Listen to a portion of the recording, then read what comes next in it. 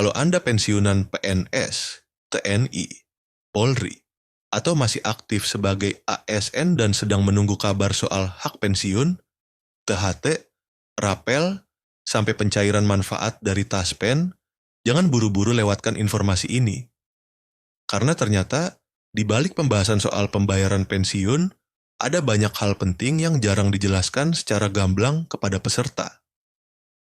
Mulai dari proses klaim yang sekarang bisa selesai maksimal HA plus 1 hari kerja, digitalisasi otentikasi hanya lewat selfie, sampai kondisi keuangan Taspen yang ternyata harus membayar klaim jauh lebih besar dibanding iuran yang masuk.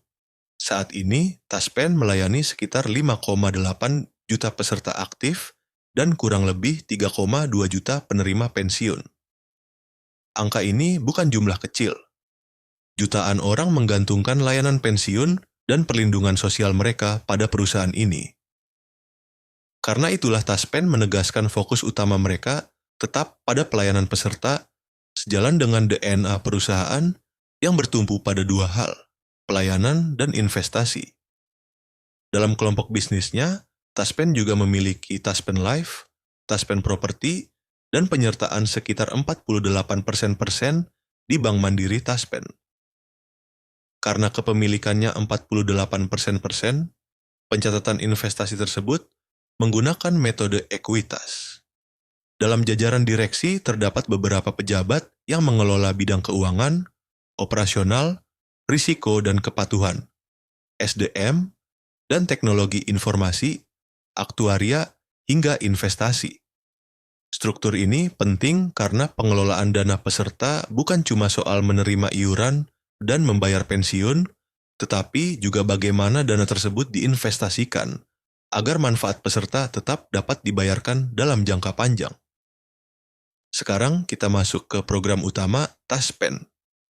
Untuk program tabungan hari tua atau THT, iuran peserta sebesar 3,25% dari gaji pokok ditambah tunjangan keluarga.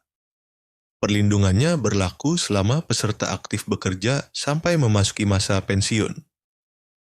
Sementara itu, untuk program pensiun, akumulasi iuran berasal dari potongan sekitar 4,75% dari gaji pokok ditambah tunjangan keluarga. Iuran ini dibayar oleh peserta atau ASN. Kemudian ada program jaminan kecelakaan kerja atau JKK dan jaminan kematian atau JKM. Berbeda dengan THT dan pensiun, iuran program tersebut dibayar oleh pemberi kerja atau instansi tempat ASN bekerja. Untuk JK, besarnya sekitar 0,24% dari gaji pokok, sementara JKM sekitar 0,72% dari gaji pokok. Salah satu kabar penting dari sisi pelayanan adalah percepatan proses klaim. Taspen menyatakan proses klaim bisa diselesaikan paling lama H+1 hari kerja dengan syarat seluruh dokumen peserta sudah lengkap dan memenuhi ketentuan. Pada Mei 2026, target penyelesaian klaim HA+1 berada di angka 95%, tetapi realisasinya bahkan mencapai 99,97%.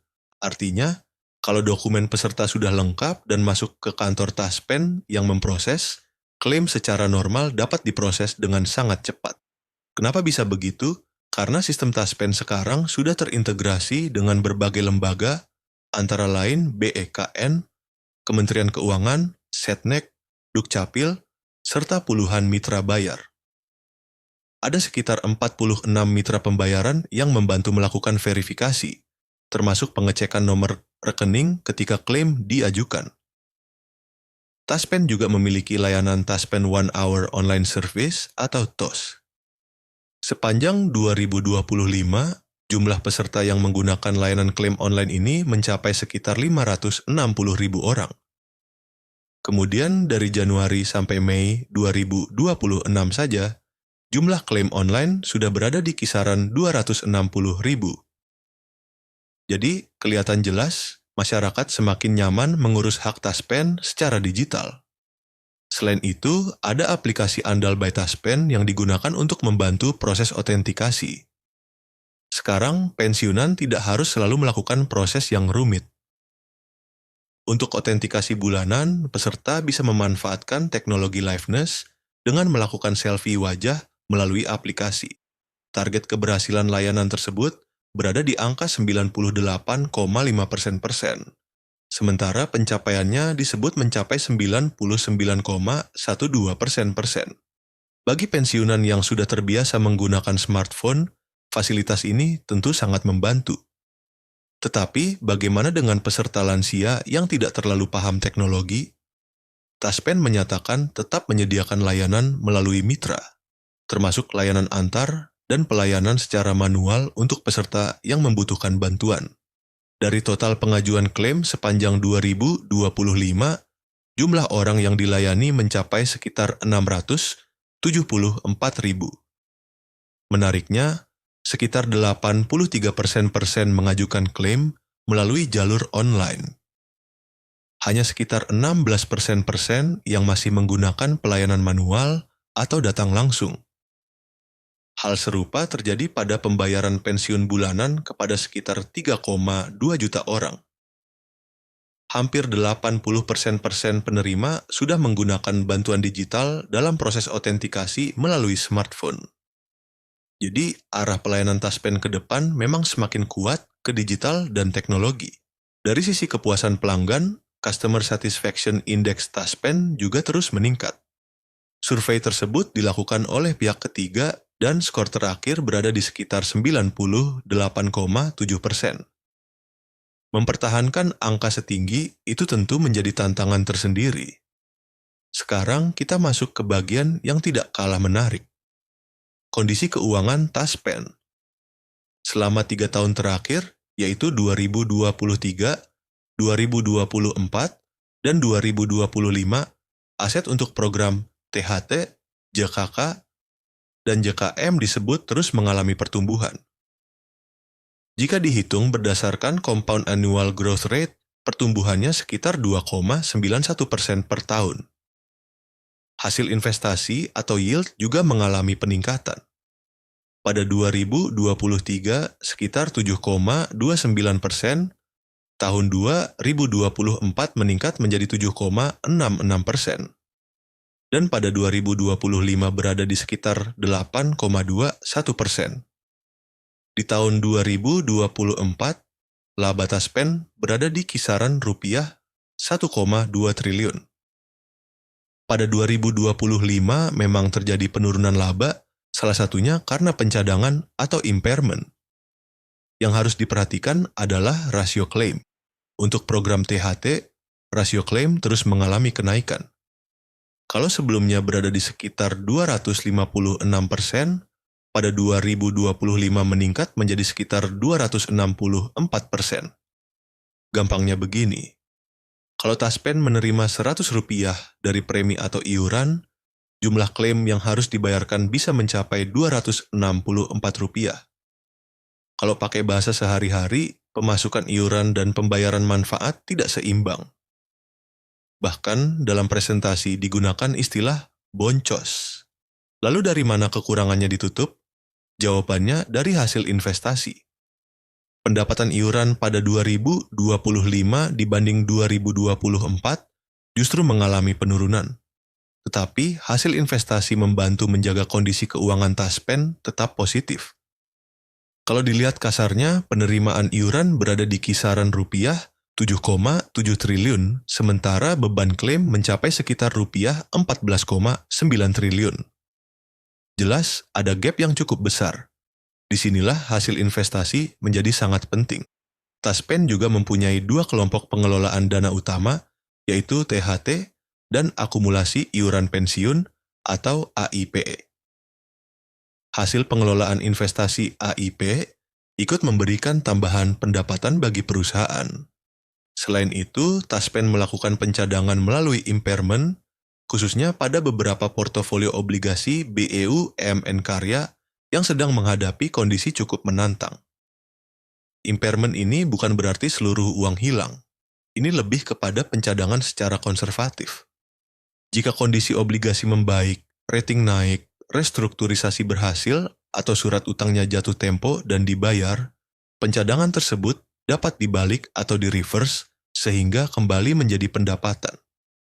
Bahkan disebutkan bahwa tanpa pencadangan impairment, laba Taspen sebenarnya bisa berada di kisaran 2 triliun rupiah.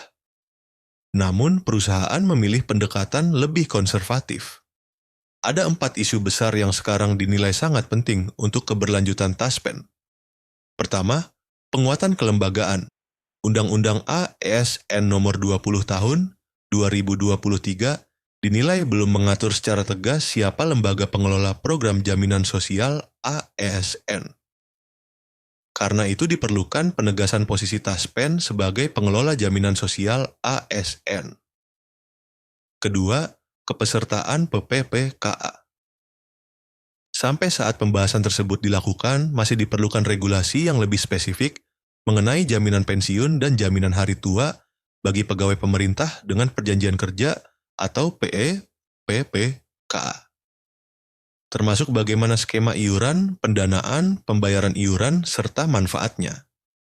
Ketiga adalah pembayaran UPSL. Taspen mencatat adanya piutang UPSL sekitar rupiah 25,8 triliun yang belum dibayarkan. Dari sisi Kementerian Keuangan disebut sudah dicatat sebagai kewajiban, tetapi skema pembayarannya masih dibahas. Ada kemungkinan pembayaran dilakukan secara bertahap, misalnya dicicil 5 tahun, 10 tahun, atau menggunakan skema lain. Taspen masih menunggu keputusan final. Pembayaran UPSL dianggap sangat penting karena dapat membantu keberlanjutan keuangan perusahaan ketika rasio klaim terus tinggi. Keempat adalah reformasi program. Karena rasio klaim konsisten berada di atas 250% dan diperkirakan dapat terus meningkat dalam 10 tahun mendatang, diperlukan reformasi menyeluruh terhadap program THT, JKK, dan JKM. Salah satu isu yang muncul adalah kemungkinan perlunya kontribusi lebih besar dari pemerintah sebagai pemberi kerja. Sekarang bagaimana manfaat yang sebenarnya diterima peserta? Program Taspen mencakup PNS pusat, PNS daerah, sampai PPPK. Manfaat dibagi ke beberapa program yaitu THT, pensiun, JKK, dan JKM. THT dibayarkan ketika peserta pensiun, meninggal dunia, atau keluar dari kepesertaan sesuai ketentuan. Perlindungan juga dapat mencakup suami atau istri peserta dan anak sesuai syarat program. Untuk pensiun, peserta menerima pensiun bulanan melalui mitra pembayaran. Ada juga uang duka wafat, pensiun terusan, pensiun janda atau duda, dan pensiun yatim. Penerima pensiun juga mendapatkan manfaat seperti THR dan pensiun ke-13 sesuai kebijakan yang berlaku. Program JKK memberikan perlindungan apabila peserta mengalami kecelakaan kerja. Manfaatnya dapat berupa biaya perawatan sampai sembuh, santunan kematian akibat kecelakaan kerja, dan tunjangan cacat. Kecelakaan kerja bukan hanya kejadian di kantor. Perjalanan dari rumah ke tempat kerja atau dari tempat kerja kembali ke rumah juga dapat masuk dalam perlindungan apabila memenuhi kriteria. Penyakit yang timbul langsung akibat pekerjaan juga bisa masuk kategori penyakit akibat kerja berdasarkan diagnosis dan pemeriksaan medis. Jika peserta mengalami kecelakaan kerja, pelaporan disarankan dilakukan secepatnya, disebutkan sekitar 3 kali 24 jam, sementara batas proses klaim secara regulasi dapat mencapai 2 tahun sejak kejadian. Untuk program JKM, apabila peserta meninggal dunia, terdapat beberapa manfaat. Santunan sekaligus sekitar 15 juta rupiah, uang duka wafat sebesar 3 kali gaji pokok, bantuan pemakaman sekitar 7,5 juta, serta bantuan beasiswa sekitar 15 juta rupiah per anak sesuai ketentuan program. Bagaimana dengan nilai THT? Dalam simulasi yang dijelaskan, manfaat THT peserta dapat berbeda-beda tergantung masa kerja, gaji, serta kondisi peserta. Ada manfaat yang berada di kisaran beberapa juta rupiah, sedangkan manfaat tertinggi yang pernah diproses disebut berada di kisaran 86 juta rupiah sampai 99 juta rupiah. Peserta dapat mengecek estimasi manfaat melalui layanan aplikasi Taspen. Untuk manfaat pensiun bulanan, estimasi sederhananya sekitar 2,5% dari gaji pokok terakhir dikalikan masa kerja dengan batas tertentu. Maksimum disebut sekitar 75% dan minimum sekitar 40% dari gaji pokok sesuai ketentuan. Untuk pejabat negara terdapat formula berbeda, sementara presiden dan wakil presiden memiliki ketentuan khusus. Apabila penerima pensiun meninggal, ahli waris bisa mendapatkan uang duka wafat sekitar 3 kali penghasilan pensiun terakhir serta pensiun terusan selama periode tertentu. Pensiun janda atau duda disebut berada di kisaran 36% dari gaji pokok. Sementara untuk kondisi tertentu seperti tewas dalam tugas, persentasenya bisa lebih tinggi. Besaran pensiun tentu berbeda antara golongan 1, 2, 3, dan 4, karena dipengaruhi pangkat, masa kerja, dan gaji pokok terakhir. Nah, bagian terakhir ini penting terutama untuk ASN yang masih aktif. Taspen mengingatkan bahwa pensiun bulanan saja belum tentu cukup untuk memenuhi kebutuhan hidup setelah purna tugas. Dalam survei yang disampaikan, sekitar 20 ribuan pensiunan usia 50, 9 sampai 65 tahun meninggal setiap tahun. Selain itu, 1 dari 3 orang Indonesia dinilai belum menyiapkan jaminan kesejahteraan pensiun dan sekitar 9 dari 10 orang disebut belum benar-benar siap menghadapi masa pensiun. Pendapatan setelah pensiun juga bisa mengalami penurunan cukup besar dibanding ketika masih aktif bekerja. Karena itulah literasi keuangan sangat penting. Ada konsep pembagian penghasilan 50-30-20. Sebanyak 50% digunakan untuk kebutuhan utama seperti makan, tempat tinggal, tagihan, dan kebutuhan wajib lainnya. Kemudian 30% untuk keinginan seperti mengganti gadget, liburan, membeli perhiasan, atau upgrade kendaraan yang sebenarnya belum mendesak. Sedangkan 20% sebaiknya dialokasikan untuk tabungan dan investasi. Sebelum berinvestasi, peserta juga disarankan memiliki dana darurat. Idealnya, dana darurat mencukupi sekitar 3-6 bulan biaya hidup. Dana ini berguna apabila terjadi kondisi tidak terduga seperti sakit, bencana, kehilangan pendapatan, kebutuhan mendadak, atau kewajiban pembayaran utang. Selain uang, aset lain seperti rumah, kendaraan, kesehatan, dan perlindungan keluarga juga harus dipikirkan. Kendaraan dan aset fisik bisa dilindungi melalui asuransi umum. Kesehatan dapat dipersiapkan melalui BPJS atau perlindungan kesehatan tambahan yang sesuai kebutuhan. Sementara keluarga dapat dilindungi melalui asuransi jiwa jika memang diperlukan dan sesuai kemampuan. Kenapa persiapan ini semakin penting? Karena inflasi terus berjalan. Dalam data yang disampaikan, inflasi umum berada di kisaran 2,73%. Inflasi makanan dan minuman sekitar 4,26%. Sementara inflasi kesehatan sekitar 2,51%. Artinya, biaya hidup akan terus naik sementara penghasilan pensiunan bisa jauh lebih rendah dibanding saat masih aktif. Jadi, kalau nantinya estimasi pensiun bulanan Anda hanya berada di kisaran beberapa juta rupiah, pertanyaannya sederhana. Apakah angka itu cukup untuk makan, listrik, kesehatan, kebutuhan keluarga, dan biaya tak terduga selama bertahun-tahun? Kalau jawabannya belum tentu, maka persiapannya memang harus dimulai sejak sekarang.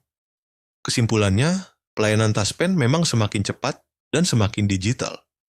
Klaim bisa diproses H+1 jika berkas lengkap, autentikasi semakin mudah lewat smartphone, dan mayoritas peserta sekarang sudah menggunakan layanan online. Namun di balik itu, Taspen juga menghadapi tantangan besar mulai dari rasio klaim yang tinggi, kebutuhan pembayaran UPS L20 5,8 rupiah triliun, regulasi PPPKA, sampai kebutuhan reformasi program agar perlindungan pensiun ASN tetap berkelanjutan. Jadi bagi PNS, TNI, Polri, PPPKA, maupun para pensiunan, jangan hanya fokus pada pertanyaan kapan uang cair. Yang jauh lebih penting adalah memahami hak Anda, memastikan data dan dokumen selalu lengkap, rutin melakukan autentikasi, mengetahui manfaat THT, pensiun, JKK, dan JKM, serta mulai menyiapkan keuangan pribadi sebelum memasuki masa purna bakti. Karena pada akhirnya, masa pensiun yang tenang bukan hanya ditentukan oleh berapa uang yang masuk ke rekening setiap bulan, tetapi juga seberapa siap kita mengelola uang tersebut untuk menghadapi kehidupan setelah tidak lagi aktif bekerja.